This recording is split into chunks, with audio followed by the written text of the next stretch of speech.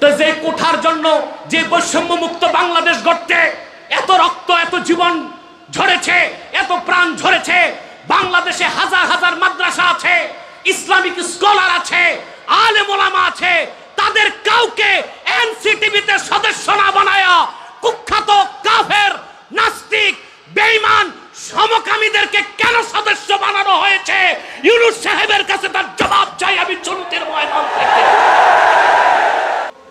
মুহাম্মদ সাল্লাল্লাহু আলাইহি সাল্লাম আল্লাহর সর্বশেষ নবী, এই কথা বলার জন্য আল্লাহ তাআলা শব্দটা চয়ন করেছেন কি? আল্লাহ বলেছেন খাতামান নবিয়্যিন। সুবহানাল্লাহ, সুবহানাল্লাহ। খাতামা ইয়াখতিমু, খাতমুন মানে শেষ। অর্থ কি? শেষ। জোরে বলেন। কেমন শেষ? যার পরে আর কিছু নাই। কোরআন শরীফে আল্লাহ তাআলা, এই মিয়া সাহেব বাম দিকে তোমাদের অ্যালার্জি বেশি হচ্ছে, আমাকে দেখতেই হবে এমন তো কথা নাই, আওয়াজ শুনলেই তো হয়। বসো বসো, এক সেকেন্ডে বসো, বসে যাও, আবার বলছি বসো। তোমাদের কারণে উত্তর পাশের লোক দেখে না, এদিক এদিক সব বসে গেছে, এই দিক সব ভদ্র মানুষ, আলহামদুলিল্লাহ। ওই ডান পাশের মতো বাম পাশে ভদ্রতা দেখাতে হবে। বসো, এইবার বসো, আলহামদুলিল্লাহ। তাও 50% ভদ্রতা আছে, দোয়া করি 100% হোক। আমিন। দেখেন আল্লাহ তার হাবিব মুহাম্মদ সাল্লাল্লাহু আলাইহি ওয়াসাল্লাম সর্বশেষ নবী, এটা বুঝাতে শব্দটা নিয়েছেন খাতামান নবিয়্যিন। খাতমুন শব্দের যত অর্থ সব অর্থ শেষ, সব অর্থ কি? শেষ। কিন্তু কোরআন শরীফে বিভিন্ন শব্দ আল্লাহ বিভিন্ন জায়গায় বিভিন্ন অর্থে নিয়েছেন। একই ধাতু থেকে, একই শব্দ থেকে, একই মাজদার থেকে, একই মাদ্দা থেকে একই শব্দ আল্লাহ কোরআন শরীফে ভিন্ন ভিন্ন জায়গায় ভিন্ন ভিন্ন অর্থ নিয়েছেন। যেমন দরাবা ইয়াদরিবু দারবুন মানে কি? পিটানো, মারা। কিন্তু আল্লাহ তাআলা কোরআন শরীফের দরবুন শব্দ থেকে 3টা অর্থ নিয়েছেন। কয়টা? আল্লাহ তাআলা এক জায়গায় বলেন ওয়া আখারুনা ইয়াদরিবুনা ফিল আরদি ইয়াবতাগুনা মিন ফাদলিল্লাহ। আমার নবী মুহাম্মদ সাল্লাল্লাহু আলাইহি সাল্লামের একদল সাহাবী আছেন যারা তাহাজ্জুদ পড়ে, আরেক দল সাহাবী আছেন বেশি পড়ার সুযোগ পায় না, কারণ তারা আল্লাহ প্রদত্ত রিজিক অন্বেষণের জন্য জমিনে চলাফেরা করে। এই যে ইয়াদরিবুন, দরাবা ইয়াদরিবু থেকে এখানে ইয়াদরিবুন অর্থ হাঁটাহাঁটি। অর্থ কি? হাঁটাহাঁটি। আবার আল্লাহ তাআলা আরেক জায়গায় বলেন ওয়া তিলকাল আমসালু নাদরিবুহা লিন্নাসি লাআল্লাহুম ইয়াতাফাক্কারুন। আর এসব হচ্ছে দৃষ্টান্ত যা আমি উপস্থাপন করে থাকি মানব জাতির চিন্তার জন্য। তাহলে দারবুন শব্দ থেকে এক জায়গায় অর্থ নিলেন আল্লাহ হাঁটাহাঁটি, দারবুন শব্দ থেকে আরেক জায়গায় অর্থ নিলেন উদাহরণ দেওয়া। আরেক জায়গায় আল্লাহ মুসা নবীর প্রসঙ্গে বলেন, মুসা যখন আল্লাহর হুকুম পেলেন, আল্লাহ মুসাকে ডাক দিয়ে বললেন ফাদরিব বিআসাকাল হাজার, মুসা তুমি লাঠি দিয়া পাথরে মারো। ওখানে দারবুন থেকে অর্থ নিলেন মারো, মারা। তাহলে দারবুন শব্দ থেকে আল্লাহ একই শব্দ থেকে এক জায়গায় অর্থ নিলেন মারা, দারবুন শব্দ থেকে এক জায়গায় অর্থ নিলেন হাঁটাহাঁটি, দারবুন শব্দ থেকে আরেক জায়গায় অর্থ নিলেন দৃষ্টান্ত দেওয়া। একই শব্দ অর্থ কয়টা? এখন কোন জায়গায় কোন অর্থে এটা কিভাবে নেবেন আপনি? এর জন্য আপনাকে হাদিস শুনতে হবে। এই অর্থ নিতে হবে হাদিস থেকে, কিসের থেকে? কোরআন ব্যাখ্যার মূল নীতির প্রথম নীতি হচ্ছে ইন্নাল কুরআনা ইউফাসসিরু বা'দুহু বা'দা, কোরআনের এক অংশ আরেক অংশের তাফসীর করে। দ্বিতীয় মূল নীতি হচ্ছে তাফসীরুল কুরআন বিল আহাদিস, কোরআনের তাফসীর করতে হবে হাদিস দিয়ে। তৃতীয় মূল নীতি কোরআনের তাফসীর করতে হবে সাহাবায়ে কেরামের বক্তব্য থেকে। চতুর্থ নীতি কোরআনের তাফসীর করতে হবে তাবিঈনদের বক্তব্য থেকে। পঞ্চম নীতি কোরআনের তাফসীর নিতে হবে ইজমাউল মুফাসসিরিন, অধিক সংখ্যক মুফাসসির যেটা বলেন সেটা। এর বাইরে, এই নীতির বাইরে কোরআন থেকে ব্যাখ্যা করতে যাবে সে নিজেও পথভ্রষ্ট হবে, মানুষকেও পথভ্রষ্ট করবে। যেমন এখন একটা দল বের হয়েছে আহলে কোরআন। এইটা আহলে কোরআন না আহলে শয়তান? এটা আমার কাছে ধরা খাইছে 1.5 বছর আগে। আপনারা দেখছেন না? ডক্টর আব্দুল কাদের সাহেব বলছে আপনার কাছে ধরা খাওয়ার আগে আমার কাছে আসছিল। তো ডক্টর আব্দুল কাদের সাহেব, ওনার তো রক সোজা, কিন্তু ও জানতো না আমার রক বাঁকা। এইটা আল্লাহ তাআলা জন্মগতভাবে আমার ঘাড়ের রক একটু টেরা বানাই দিয়েছে। কারণ বাংলাদেশের কাফের মুশরিক নাস্তিকগুলোরে শায়েস্তা করতে হবে। দরবেশি দিয়ে আর সুফিগিরি দিয়ে কাজ হবে না। আর তথাকথিত মোটিভেশনাল বক্তা যারা ওই যে আপনার চ্যানেলে বসে বসে মিষ্টি মিষ্টি ওয়াজ করে, ওগুলো দিয়া কাফের মুশরিক রামবাম নাস্তিক ঠিক করা যায় না, ঠিক কিনা? ওগুলো ভিন্ন কাজ। এখন তো অনেক বক্তা মোটিভেশনাল স্পিচার, তারপরে মিষ্টি মিষ্টি কথা, সবাই ঠিক, ঝোপ বুঝে কোপ মারো, বৃষ্টি দেখে ছাতা ধরো। আগে ফেসিবাদের সাথেও ছিল দোস্তি, এখন যারা আসছে এদের সাথেও দোস্তি। এরা হচ্ছে ধান্দাবাজ মৌলবী। জাতির পক্ষে এরা কখনো কথা বলে নাই, বলবে না।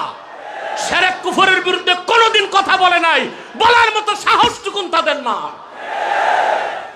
আমাদেরকে নসিহত খয়রাত করে, একটু ঠান্ডা মাথায় বলা যায় না কথা বলে। কুকুর ঠিক করতে মুগুর লাগে।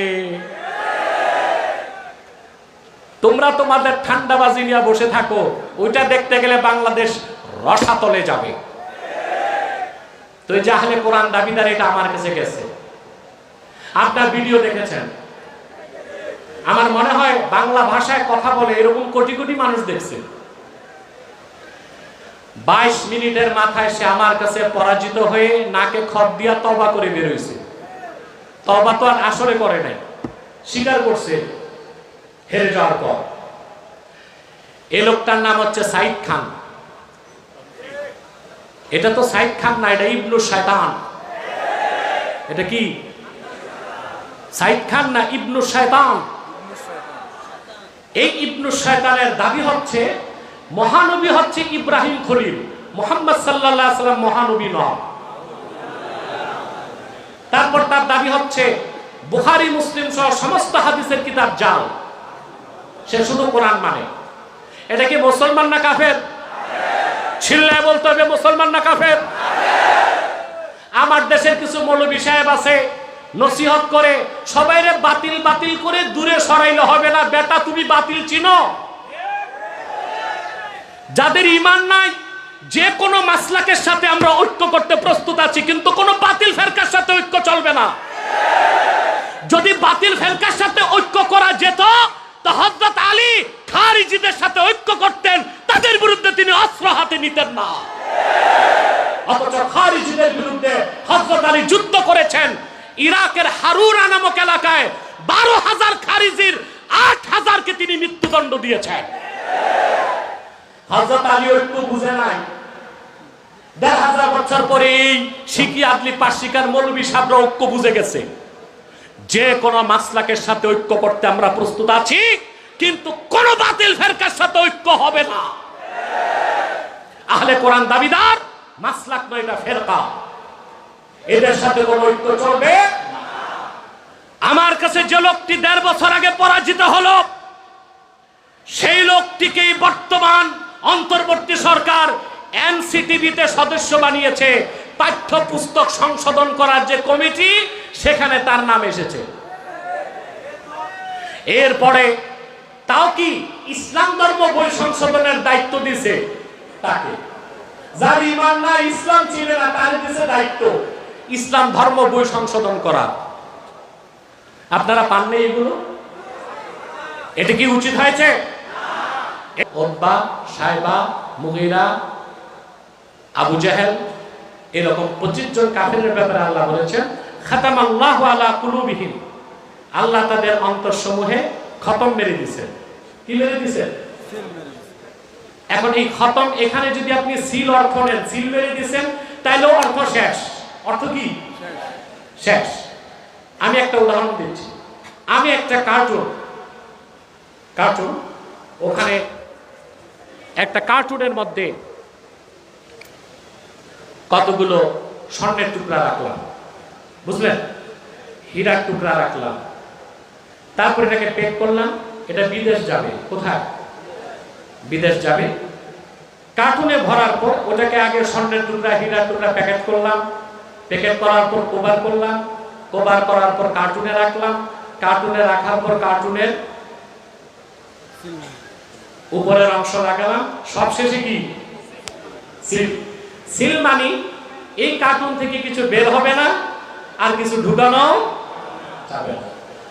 দেখুন আপনি খাতামান নবীন এই কথা বলতে যে আল্লাহ তাআলা এমন একটা শব্দ নিয়েছেন যে শব্দের সবগুলো অর্থ হচ্ছে শেষ।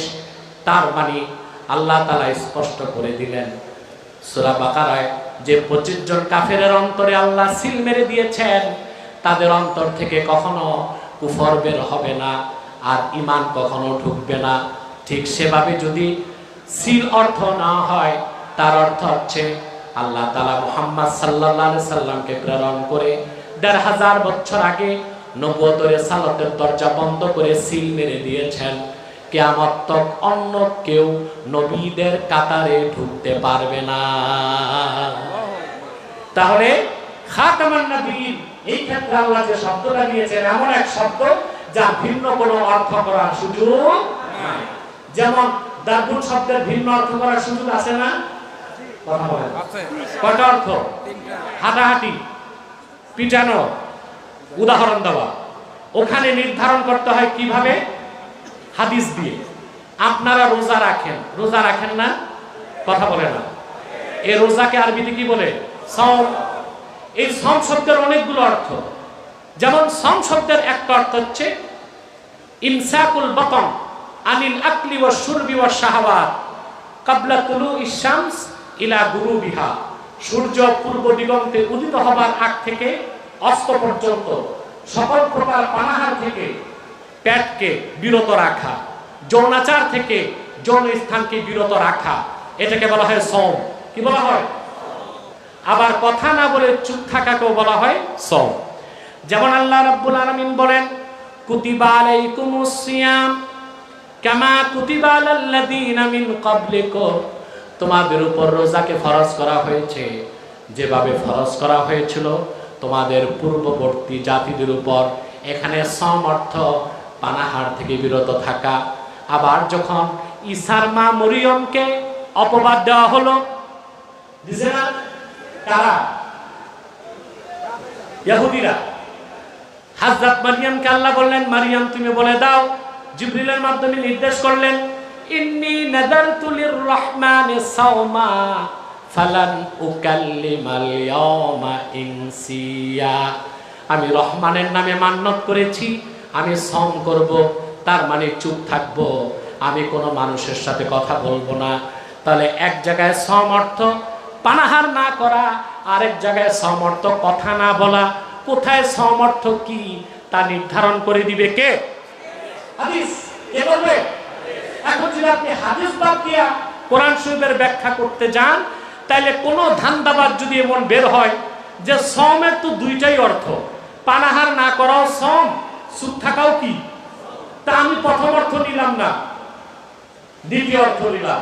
সকাল থেকে সন্ধ্যা যা মন চায় তা খাবো, রোস্ট, ব্রোস্ট, গোশত, কোফতা, কালিয়া, বিড়ি, সিগারেট, চুরুট সবই খাবো, শুধু কথা বলবো না, চুপ থাকবো, সব হয়ে যাবে। বলার সুযোগ আছে? কোথায় সওম অর্থ কি সেটা নির্ধারণ করে দিবে কে? হাদিস, ইজমা। হাদিস এবং ইজমা।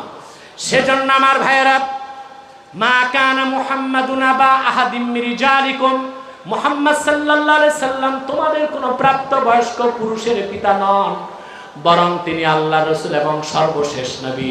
খাতামান নবীনের অর্থ মুহাম্মদ সাল্লাল্লাহু আলাইহি সাল্লাম আল্লাহর সর্বশেষ নবী। এই ব্যাখ্যার পক্ষে আল্লাহর রাসূল নিজেই হাদিস বর্ণনা করে গিয়েছেন, যে মুতাওয়াতির হাদিসের সংখ্যা 1000-এর বেশি, এবং সমস্ত সাহাবী, সমস্ত তাবিঈন, সমস্ত উম্মত একমত যে মুহাম্মদ সাল্লাল্লাহু আলাইহি ওয়াসাল্লাম খাতামান নবিয়্যিন, এর অর্থ হচ্ছে মুহাম্মদ সাল্লাল্লাহু আলাইহি ওয়াসাল্লাম আল্লাহর সর্বশেষ নবী ও রাসূল। ওনার পরে কোনো নবী নাই, কোনো রাসূল নাই। এখানে দ্বিতীয় ব্যাখ্যা নেবার কোনো সুযোগ নাই। আর সবচেয়ে বড় কথা, খাতমুন শব্দের যত অর্থ করবেন সব অর্থই হচ্ছে কি শেষ। অর্থ কি? আমি কি কথাটা বুঝাতে পারলাম? আমার ভাইয়েরা, আপনাদের কষ্ট হচ্ছে? কষ্ট হয় না? এটা কেমন কথা? কষ্ট হলেই না সওয়াব পাবেন? কষ্ট হচ্ছে? আব্দুল কাদের সাহেব আমারে বলে 2.5 ঘন্টা বয়ান করবেন। আমি বলছি আমি অসুস্থ, দেখি ইনশাল্লাহ আমার সময় মতো আল্লাহ আমাকে নেয় কিনা। তারপরে আমাদের মহতারাম ডক্টর আব্দুল কাদের সাহেব বক্তব্য রাখবেন ইনশাল্লাহ।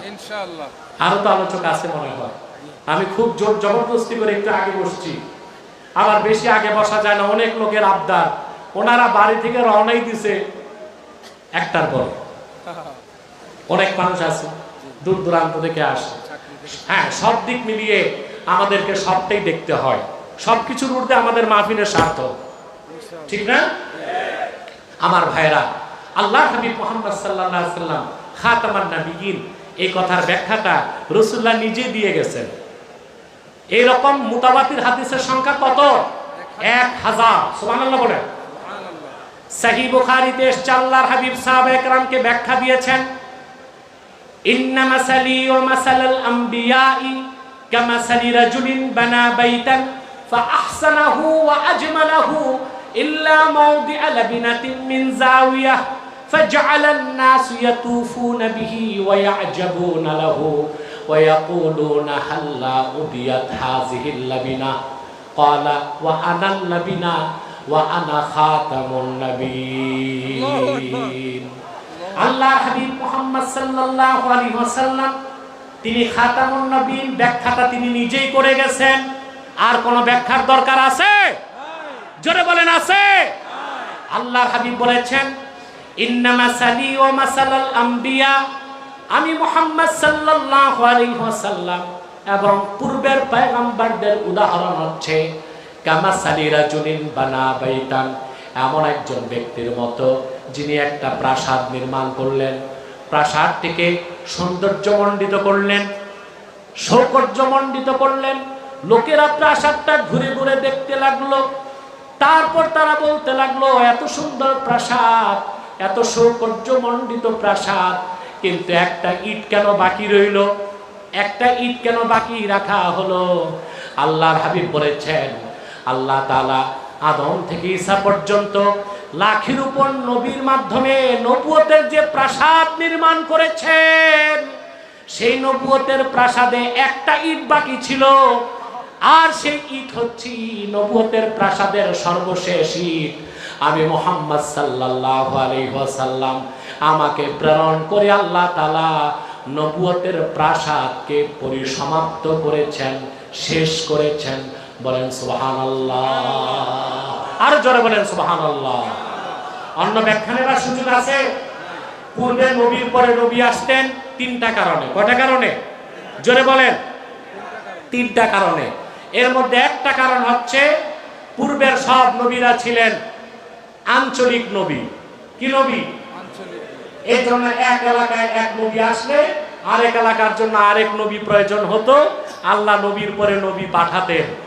তোমার নবী, আমার নবী, বিশ্ব নবী মুহাম্মদ সাল্লাল্লাহু আলাইহি ওয়াসাল্লাম, তিনি কি শুধু আরবদের নবী ছিলেন, না গোটা মানব জাতির নবী? তিনি যে ইসলাম দিয়েছেন শুধু আরবের জন্য না সবার জন্য? আজকে আবার আরেক বুদ্ধিজীবীর আমদানি হয়েছে। পুরান পাগলের ভাত নাই, নতুন পাগল আসছে ঢাকা বিশ্ববিদ্যালয়ে। আমি নামটা বললাম না। তার সাদা কুর্তা, সাদা সালোয়ার, কিম্ভুত কিমাকার টুপি, এত লম্বা দাড়ি আর মোচ, ঠোঁট ঢেকে আছে, দাঁত কয়টা গনার উপায় নাই। পিছনে সরস্বতীর মূর্তি, সামনে লালনের বেহালা। চিনছেন আপনারা? এই বুদ্ধিজীবী আবার বলতেছে ঢাকা বিশ্ববিদ্যালয়ে এই যত সমন্বয়ক আছে তাদের ব্রেন ধোলাই করে সে বলতেছে আরবের ইসলাম বাংলাদেশে চলবে না। তা সে কি আর মুসলমান রইল? কথা বলেন। আপনারা বলেন আমি কথায় কথায় কাফের বলি, এই কথা যে বলছে আরবের ইসলাম চলবে না, সে মুসলমান না কাফের? তা আরবের ইসলামের বাইরে তো ইসলাম নাই। কোন পাগল যদি বলে আমি মক্কার হজ চাই না, তো মক্কা ছাড়া তো হজ নাই। কোন পাগল যদি বলে আমি মক্কার জমজম চাই না, মক্কার জমজম ছাড়া তো আর জমজম নাই। কোন পাগল যদি বলে আমি আরশে আজিমের অধিপতি আল্লাহকে মানি না, আরশে আজিমের অধিপতি আল্লাহ ছাড়া তো আর আল্লাহ নাই, ইলাহ নাই, তাহলে আরবের ইসলামই তো ইসলাম, এর বাইরে তো কোনো ইসলাম নাই। ওনারা বলে সুফিবাদী ইসলাম। এটা কোনটা জানেন? বাদশাহ আকবরের ছেলে দারা শেকো দিনে এলাহি নামে যে একটা মন গড়া কুফরি মতবাদ বের করছিল, ওইটারে তারা সুফিবাদী ইসলাম বলে, আর ওইটাকে বাংলাদেশে প্রতিষ্ঠা করতে চায়। বাদশাহ আকবর নামের বাদশাহ অজগর, মোল্লা ফৈজি আর মোল্লা আবুল ফজল আল্লামি, এই দুই শিয়া আলেমের নেতৃত্বে দারা শেকো, সে হিন্দু মতবাদে বিশ্বাসী ছিল, সে যে দ্বীনে এলাহি নামের কুফরি মতবাদ তৈরি করেছে, সেটা ইসলাম না, সেটা একটা মারাত্মক শিরকি মতবাদ। সেটা বাংলাদেশে প্রতিষ্ঠিত হতে দেওয়া হবে না ইনশাআল্লাহ। ওনারা ওই ইসলাম চায়। ওটা কি ইসলাম না কুফরি মতবাদ? ইসলাম একটাই, যে ইসলাম এসেছে আরবে, ঠিক কিনা বলে? আমার ভাইয়েরা, পূর্বের নবীরা ছিলেন আঞ্চলিক নবী, এক এক অঞ্চলে এক এক নবী, কিন্তু তোমার নবী, আমার নবী, বিশ্ব নবী মুহাম্মদ সাল্লাল্লাহু আলাইহি ওয়াসাল্লাম, তিনি তো গোটা মানব জাতির নবী। আল্লাহ পাক বলেন কুল ইয়া আইয়ুহান নাসু ইন্নী রাসূলুল্লাহি ইলাইকুম জামিআ। মুহাম্মদ সাল্লাল্লাহু আলাইহি সাল্লাম, আপনি বলুন আমি তোমাদের গোটা মানব জাতির জন্য আল্লাহর পক্ষ থেকে রাসূল হিসেবে এসেছি। তাহলে পূর্বের নবীরা ছিলেন আঞ্চলিক নবী, এই জন্য এক অঞ্চলে এক নবী আসলে আরেক অঞ্চলে আরেক নবীর দরকার হতো, কিন্তু মুহাম্মদ সাল্লাল্লাহু আলাইহি সাল্লাম হচ্ছেন সৃষ্টি জগতের নবী, এই জন্য ওনার পরে আর কোনো নবী আসে নাই, কিয়ামত তো আসবে না। পূর্বে নবীর পর নবী আসা দ্বিতীয় কারণ ছিল নবীগণ আল্লাহর পক্ষ থেকে যে শিক্ষা আনতেন, যে সহিফা কিতাব, এগুলো সংরক্ষণের দায়িত্ব আল্লাহ নবীর কাছে রাখতেন, পরে উম্মত পেত, উম্মত মন মতো নকল করে আসমানি কিতাবকে একটা মানব রচিত মিথ্যা আশ্রিত গ্রন্থে পরিণত করে দিত। এই জন্য নবীর পর নবী আসার প্রয়োজন হতো। কিন্তু আল্লাহর আখিরি নবী মুহাম্মদ সাল্লাল্লাহু আলাইহি সাল্লামের সর্বশ্রেষ্ঠ মুজিজা এই 30 পারা কোরআন, হেফাজতের দায়িত্ব কি আল্লাহ জিবরিলকে দিয়েছেন? না। সাহাবায়ে কেরামকে দিয়েছেন? না। উম্মতকে দিয়েছেন? দায়িত্ব কার? আল্লাহর। আল্লাহ বলেন ইন্না নাহনু নাযালনা যিকরা ওয়া ইন্না লাহু লাহাফিজুন। নিশ্চয় এই কোরআন আমি আমার হাবিব মুহাম্মদ সাল্লাল্লাহু আলাইহি সাল্লামের উপর নাজিল করেছি, আর এই কোরআন হেফাজতের দায়িত্ব আমি আল্লাহ আমার হাতে রেখেছি।